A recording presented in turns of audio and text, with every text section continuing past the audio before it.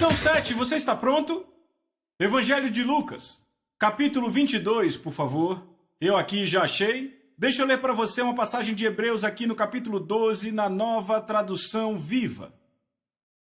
Paulo escreve, ele aqui é Deus, Deus faz outra promessa. Ele diz, mais uma vez, eu abalarei, não apenas a terra, mas também os céus. Isso quer dizer que as coisas na terra serão abaladas, para que apenas as coisas eternas permaneçam. Quantos sabem que Deus gosta de abalar? Quantos sabem disso? Posso ver sua mão? O que o abalo faz? 5 coisas. Número 1, traz tudo que está sendo abalado para mais perto da sua fundação. Número 2, ele remove o que está morto. Certo? Número 3, ele colhe o que está maduro. Número 4, ele desperta. E número 5, ele unifica ou mistura para que não possam mais ser separados. Interessante, não? Agora eu quero mostrar um exemplo aqui. Outro texto de Simão Pedro. Você está em Lucas capítulo 22. Eu quero ver o verso 21, por favor. Vamos ler do verso 20. Da mesma forma, Jesus também tomou o cálice depois da ceia, dizendo, este cálice é a nova aliança no meu sangue, que é derramado por vocês. Agora, verso 21, leiam com cuidado. Mas eis que a mão do meu traidor está comigo à mesa. E em verdade, o Filho do Homem vai aonde está determinado, mas ai daquele homem pelo qual ele é traído. Olhe para mim, por favor. Esta é a última ceia. Ele está servindo a comunhão. Ele lavou os pés. E então, podemos dizer assim, ele lança uma bomba. Ok? Porque aqui estão os caras que têm sido os mais próximos dele pelos últimos 3 anos e meio. E ele olha para todos eles e diz, um de vocês vai me trair. Você consegue imaginar os sentimentos naquela sala? Você consegue imaginar? Sabe, o apetite se foi. O ar ficou pesado. Todos estáticos em silêncio por um momento. Eles nem sabiam como responder. Eles o tinham visto curar os enfermos, levantar os mortos, alimentá-los com alguns pães. Eles o viram ensinar as coisas mais profundas que alguém já ensinou. Eles sabem que ele é o Cristo, Filho do Deus vivo, e ainda assim ele olha e diz, um de vocês vai me trair. Depois daquele momento de silêncio, agora eles começam a se perguntar, vejam o verso 23. Então começaram a se perguntar entre eles, qual deles seria o que faria esta coisa? Eles começaram a se perguntar entre eles, quem pode fazer isso? Quem poderia trair o Senhor? Mas a questão é, o questionamento entre eles não vinha em conformidade com o motivo puro. Porque veja o verso seguinte. Veja o verso 24. Então havia também uma disputa entre eles sobre qual deles deveria ser considerado o maior. Agora olhe para mim. Jesus solta a bomba. Ficam todos em silêncio. E então começam a dizer, quem faria isso? E aquela conversa de quem faria isso se transforma em quem é o maior. Agora eu vou dizer como é que a conversa acabou em quem é o maior. Começaram dizendo quem faria isso? Sabe, eles estavam realmente preocupados. Quem de nós seria capaz de fazer isso? E então, de repente, começaram bem, não seria eu? Certamente eu não faria. Porque eu tenho sido fiel, eu fiz isso e aquilo. E o outro vem, eu também fiz isso e fiz aquilo. E eu vou dizer a você quem é que falava mais alto naquele grupo. Adivinha? Pedro. Sabe, ele olhou para todo mundo e disse, ei, cara, espera aí, vamos falar disso. Não seria eu. Porque fui eu, sabem, que teve a revelação de que ele é o Cristo, Filho do Deus vivo.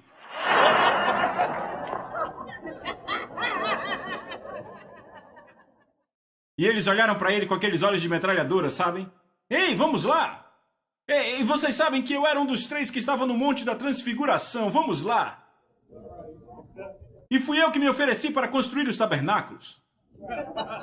E caras, deixa eu lembrar uma coisa. Enquanto vocês estavam tremendo de medo no barco, eu andei sobre a água.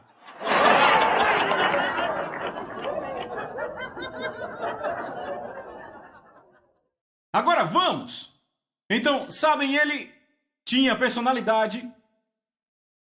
A personalidade de, vocês entendem, era ele que ditava, certo?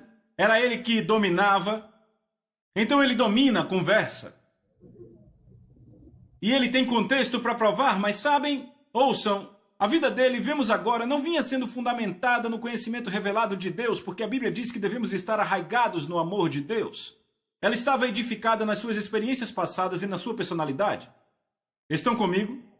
Então Jesus imediatamente diz no verso 25, Jesus não conseguiu ficar ouvindo aquilo, ele teve que interromper a conversa e disse, ei caras, os reis dos povos dominam sobre eles, e os que exercem autoridade são chamados benfeitores, mas vós não sois assim. Pelo contrário, o maior entre vós seja como o menor, e aquele que dirige seja como o que serve. Pois quem é maior, quem está à mesa ou quem serve? Porventura não é quem está à mesa, pois no meio de vós eu sou como quem serve. Então imediatamente ele disse, caras, suas motivações estão erradas. Imagine esses caras. Ele diz que ele está prestes a ser traído e ouçam. A partir disso, discutem quem é o maior. Parecia um monte de crianças, certo? Então Jesus tem... Sabe, ele tem que sair do assunto eu vou ser traído e entrar de novo no assunto de humildade e servidão. Certo? Mas o que é impressionante, veja o verso 31. E o Senhor disse, Simão, Simão, não é interessante que ele não chame ele de Pedro agora?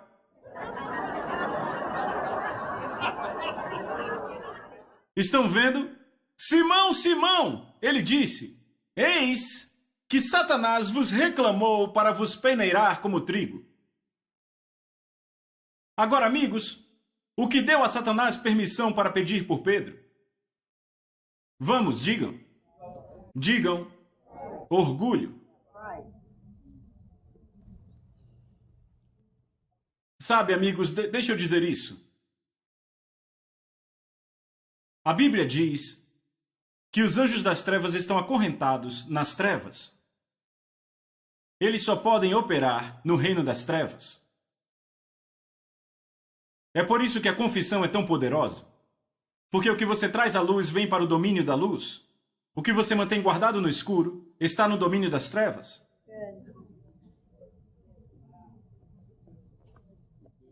É por isso que o inimigo sempre vai para sua mente. Ele quer... O que são fortalezas? Fortalezas são pensamentos. Cada pensamento é como um tijolo. E se ele construir uma casa, pode construir um lugar e habitar. Pessoas possuídas por demônios são pessoas que passaram por pensamentos na vida, que desenvolveram um lugar para Satanás habitar, para poderes demoníacos habitarem. O orgulho atrai o inimigo, como o amor atrai o Espírito Santo. Então agora Satanás tem permissão. Ele pediu para peneirar Pedro como trigo. A palavra peneirar, no verso 31 aí, é da palavra grega S-I-N-I-A-Z-O. Ouçam isso. Significa peneirar, sacudir numa peneira, figurativamente por agitação interna, testar a fé de alguém até o seu limite. Então Jesus disse, Simão, Simão, eis que Satanás vos reclamou para vos peneirar como trigo. E Jesus continua no verso 32, eu, porém, roguei por ti. Agora veja a oração de Jesus, para que tua fé não desfaleça, e para que quando você retornar a mim, fortaleça seus irmãos. Agora, hoje, muita gente diria, caras, Satanás quer peneirar o irmão Simão, temos que orar e amarrar o diabo agora. Mas ainda assim, Jesus não orou para o diabo ser amarrado. Ao invés disso, Jesus orou para a fé dele não desfalecer. Por quê? Porque Jesus sabe que nesse momento Pedro não tem o que é necessário para fortalecer os irmãos. Ele tem conhecimento revelado, mas a sua confiança foi edificada em sua personalidade e ele tem a força dele, não no Senhor. Então Jesus disse, eu vou eu vou permitir que você passe por isso, sendo sacudido até o limite, para te tirar dos mortos, para te livrar das trevas e tudo aquilo que te impede de ser um líder forte. Estão comigo? Agora, Pedro é muito, muito corajoso na sua alma. Porque sabemos que depois que Jesus diz, um de vocês vai me trair, em outro evangelho, vemos que Jesus se levanta e diz, Senhor, se todos te traírem, fugirem da tua presença, porque Jesus disse que fugiriam da presença dele, ele disse, eu não. Ele disse, eu morreria. E ele disse com tanta ousadia, e o resto ficou, é isso mesmo, é isso mesmo. E Jesus olha para trás para Pedro, sabe, ele nem pestanejou. Jesus olha e diz, é? Ele disse, antes que 2 vezes cante o galo, tu me negarás 3 vezes. E Pedro, não, eu morro antes de te negar. Jesus disse, ok. Então vamos para o Getsemane. E no Getsemane a Bíblia diz que a alma de Jesus estava triste a ponto de morte. E então o que ele faz? Por 3 horas Jesus ora. Sabe o que é impressionante? É que no Evangelho de Lucas encontramos que Pedro, Tiago e João, que eram próximos de Jesus, as suas almas também estavam tristes, porque sabe o que está acontecendo? Suas almas estavam em conflito pelo que ia acontecer. Jesus ora, eles dormem. E Jesus diz a eles, não conseguem vigiar por 1 hora? O espírito está pronto, mas a carne é fraca. Jesus disse, Pedro, você está pronto, você disse que morreria. Mas a carne é fraca, você deve trazê-la à servidão, mas ele não fez. Então a coisa toda foi que ele estava operando por uma força pessoal, uma força da alma. Agora, muita gente diz que Pedro foi um covarde. Estão comigo? Por quê? Porque ele negou o Senhor 3 vezes na frente de uma serva. Não foi isso? Quando olhamos para Pedro, dizemos, ok, ele fala muito, mas negou Jesus diante de uma serva, não é? Mas eu posso dizer algo? Quantos covardes vocês conhecem que, quando estão diante de um exército completamente armado, tomam uma espada das 2 únicas que tinham e, ouçam isso, e ataca o braço direito do chefe do exército e tenta cortar sua cabeça, mas erra e corta a orelha? Eu não acho que muitos covardes fariam isso. Mas a força dele vinha da alma. Amigos, deixa eu dizer isso. Há pessoas que têm almas fortes e outros que têm espíritos fortes. Se você ler no Evangelho de Lucas, capítulo 1, eu acho que verso 80, eu nunca vou esquecer, eu estava num avião voltando de um país do outro lado do oceano e dizia, e a criança crescia e se fortalecia em espírito. E viveu nos desertos até o dia da sua manifestação, era João Batista. E a expressão fortalecia-se no espírito pulou da página para os meus olhos. Eu pensei, uau! Há uma força que Deus quer que carreguemos no espírito. E eu comecei a pensar, há pessoas que têm almas fortes e pessoas com espíritos fortes. Qual a diferença? A única forma de dizer a diferença é quando a pressão vem. Porque a pessoa no espírito reagirá corretamente, mas a forte na alma vai fazer algo almático, orgulhoso ou coisa assim. Errado. A pressão revelará de onde vem. Estão comigo? Eu disse, estão comigo? Jesus disse, eu roguei por ti, para que a tua fé não desfaleça. Eu quero que você veja Judas e Simão, ok? Eu quero que vocês vejam a diferença entre esses dois. Soa um pouco desolador para Pedro agora, mas veja. Vamos olhar para Simão Pedro e vamos olhar para Judas. Eles têm algumas coisas similares. Número 1, ambos permaneceram até o fim. Se você lembrar, em João capítulo 6, muitos discípulos foram embora, mas Pedro ficou e Judas também ficou. Ambos basicamente negaram a Jesus, cada um à sua forma, ok? Mas é aí onde acabam as similaridades. Os dois tiveram diferenças fundamentais, certo? Judas basicamente tinha sua própria intenção andando com Jesus. Se você olhar o que ele dizia em todos os evangelhos, vai achar coisas interessantes. Judas disse, o que você está disposto a me dar se eu? Então ele baseava tudo nele mesmo. Ele mentiu e tentou tirar vantagem em Mateus 26. Ele também tirou dinheiro da bolsa, não foi? Agora, a questão é que ambos, depois que Pedro negou e Judas traiu, ambos lamentaram pelo que fizeram. Mas Judas não tinha a fundação que Pedro tinha. Porque ouçam isso. Mateus 27, de 3 a 5, eu vou ler para você, você não precisa abrir por causa do tempo. Então Judas, o que o traiu, vendo que Jesus fora condenado, tocado de remorso, devolveu as 30 moedas de prata aos principais sacerdotes e anciãos. Agora, veja bem isso aqui. Vendo que Jesus fora condenado primeiro, eu realmente acredito que Judas realmente acreditava que de alguma forma Jesus ia escapar. Ok? E ele ia escapar e Judas ganharia as 30 moedas de prata. Estão comigo? Vê as motivações. Mas quando ele viu que Jesus foi condenado, Judas foi tocado de remorso. Repita, remorso. Então ele lamentou, mas não foi o lamento divino, e sim um lamento mundano. E ele devolveu as 30 moedas de prata aos principais sacerdotes e anciãos, dizendo: pequei, traindo sangue inocente. E disseram: que nos importa, isso é contigo. Então Judas, atirando para o santuário as moedas de prata, retirou-se e foi enforcar-se. Agora, note a declaração. Ele disse ao sacerdote: pequei, traindo sangue inocente. Se Judas tivesse conhecido Jesus como Simão Pedro, ele nunca teria dito: eu traí sangue inocente. Ele teria percebido, ouçam, que ele traiu o Senhor, o Cristo. Agora, ouçam, o simples fato de Pedro saber quem ele era o fez continuar. Era uma fundação. Judas nunca teve esse conhecimento revelado de que ele era o Cristo, o Filho do Deus vivo. Para Judas, ele era um homem inocente. Se a revelação estivesse em Judas de quem ele realmente era, ele teria voltado e pedido misericórdia. Por isso que Saul nunca pediu misericórdia. Saul disse: Samuel, adore comigo porque você está me embaraçando na frente dos outros. Ele ainda estava interessado em estar embaraçado, ou seja, ele lamentava focado em si mesmo. Davi, no entanto, disse: eu pequei contra ti, Senhor, então eu me prostro pela tua misericórdia. Porque Davi tinha tido a revelação de quem Deus era. Saul não. Pedro teve a revelação de quem Jesus era. Judas não. Qual a diferença? Pedro era faminto, Judas não era. Judas estava naquilo por suas motivações, seus próprios motivos egoístas.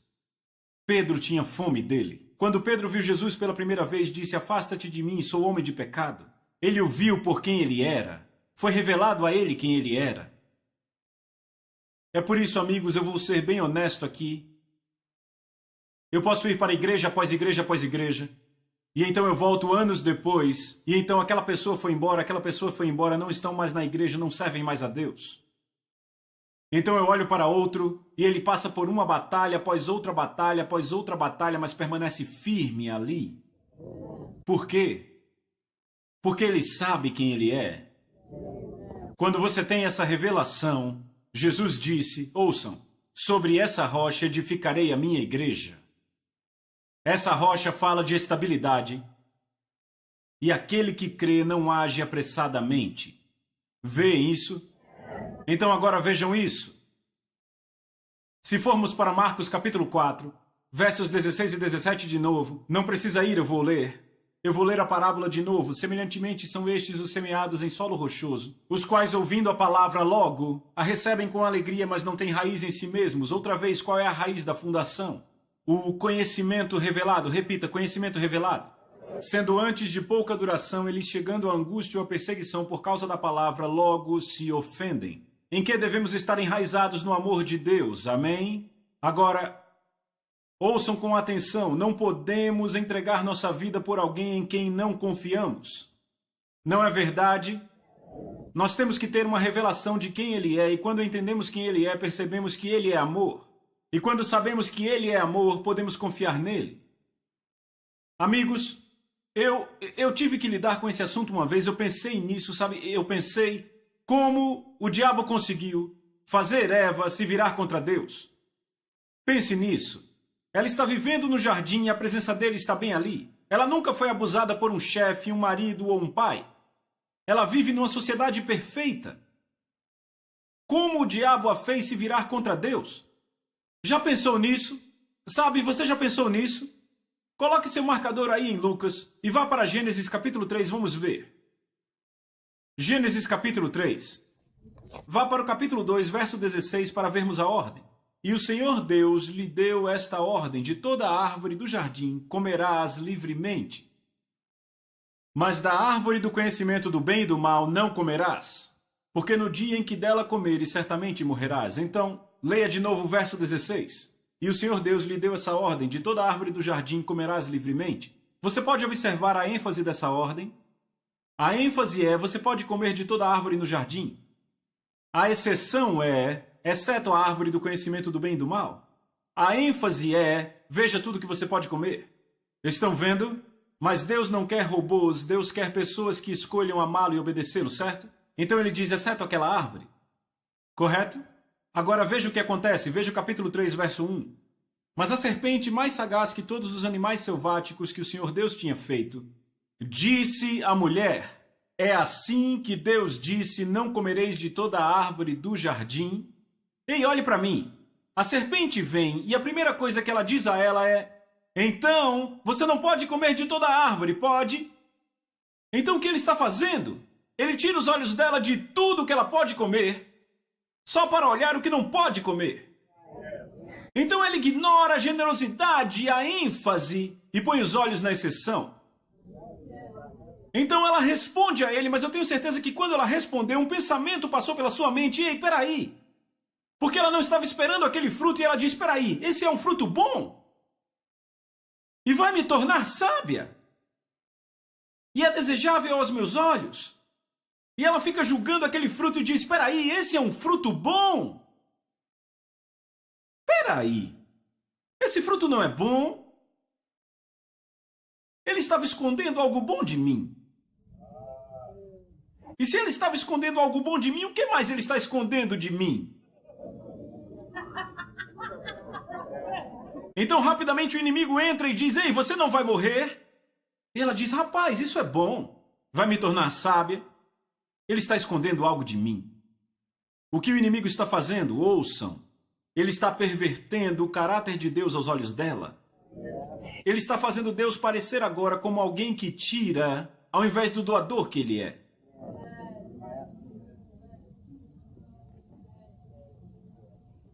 Assim que ele conseguiu perverter o caráter de Deus aos olhos dela, ela se virou contra ele. Você já se perguntou por que no Novo Testamento Tiago disse: não vos enganeis, toda boa dádiva e todo dom perfeito vem descendo do Pai das luzes, em quem não pode haver mudança ou sombra de variação? O que Tiago está dizendo é: não há nada bom para você fora da vontade de Deus. Não seja enganado como Eva foi. Não há nada de bom para você fora da perfeita vontade dele. Pode parecer bom, pode ser interessante, pode ser isso, isso e aquilo, mas não é. Não seja enganado. Estão entendendo? É isso que torna uma pessoa uma presa fácil para a ofensa. Estão comigo? Judas nunca teve o caráter de Jesus diante dos seus olhos. Pedro, por outro lado, sabia quem ele era. E essa foi a fundação que evitou que ele fosse sacudido até além do seu limite. Sabe, amigos, deixa eu dizer algo. Pedro estava prestes a desistir. Sabe quando Paulo fala das pressões que vieram contra ele na Ásia, que ele diz que desprezou até a vida? Vocês sabem, vocês percebem, amigos, que a palavra tribulação, na verdade, quer dizer algo que traz pressão até a alma. Isso que sacudiu Pedro foi tão violento que parecia que não havia mais nada a fazer. Ele desistiu, amigos. Se você olhar no Evangelho de Marcos, capítulo 16, verso 7, ouça o que o anjo disse: mas ide e dizei aos discípulos e a Pedro que ele vai adiante de vós. Pedro desistiu, amigos. Estão vendo? Ele pensa: acabou. Mas ainda assim, agora ouçam. O que foi que o trouxe de volta? O conhecimento revelado de quem ele era. Foi por isso que Jesus pôde olhar para ele e dizer: certo, Pedro, você me ama? Lembra João capítulo 20? Você me ama? Sabe qual a palavra grega que ele usa aí? É agapeo, que significa o amor de Deus que entrega a sua vida. Jesus diz: Pedro, você me ama o suficiente para entregar sua vida? E ele pergunta de novo. Vá lá, João 21, verso 15. Então, depois de terem comido, isso foi depois da ressurreição, Jesus disse a Simão Pedro, Simão, filho de João, amas-me? Essa palavra ama é ágape, mais do que os outros. Note que ele disse mais que os outros, repita, mais que os outros. Então, sabe de quem ele está falando? Ele não está falando dos peixes, ele está falando dos discípulos, porque há pouco eles discutiam sobre quem é o maior. Então Jesus, ok, você me ama a ponto de entregar sua vida mais do que esses outros caras? Vê isso? E ele respondeu, sim, Senhor, tu sabes que eu te amo. Mas sabe, a palavra amor que Pedro usa não é agape, é filéu. Te amo afetuosamente. Mas não, eu não tenho amor suficiente para entregar minha vida porque eu já provei isso. Estão vendo? Estão vendo? Jesus disse, apacenta meus cordeiros. Tornou a perguntar-lhe a segunda vez, Simão, filho de João, tu me amas? Ele usa a palavra agape de novo, amo o suficiente para entregar sua vida por mim? Ele respondeu, Senhor, eu te amo afetuosamente, filéu. Ou seja, eu não tenho o amor necessário para entregar a minha vida. E Jesus disse, pastorei as minhas ovelhas. Verso 17. Ele disse a terceira vez, Simão, filho de João, tu me amas, e agora a palavra ama que Jesus usa é filéu. Você me ama afetuosamente? E Pedro se entristeceu porque ele disse a terceira vez, tu me amas. E ele disse, Senhor, tu sabes todas as coisas. Tu sabes que eu te amo afetuosamente, filéu. Jesus lhe disse, apacenta minhas ovelhas. O que acontece, amigos? Ele foi abalado no seu núcleo. Pedro agora não se gaba mais das suas habilidades. Ele diz, Jesus, não há nada escondido de você, eu sei. Eu sei que eu não tenho amor para entregar a minha vida. Eu sei que eu te amo afetuosamente. E sabe, Jesus disse, foi isso que eu vi em você, Pedro. Você vai alimentar minhas ovelhas? E então ele diz a ele, chegará um dia que vão te levar aonde você não quer ir. E era com esse tipo de morte que Pedro glorificaria Jesus. E a história da igreja mostra que Pedro, quando ele foi ser crucificado, olhou para o homem e disse, eu não sou digno de morrer a morte do meu Senhor. Então os romanos viraram a cruz de cabeça para baixo e as suas entranhas saíram pela garganta e assim ele glorificou ao Senhor. Ele agora tinha o amor necessário para entregar sua vida. Não era na sua própria força. Ele foi abalado em sua fundação e dessa fundação o Senhor edificou a vida dele.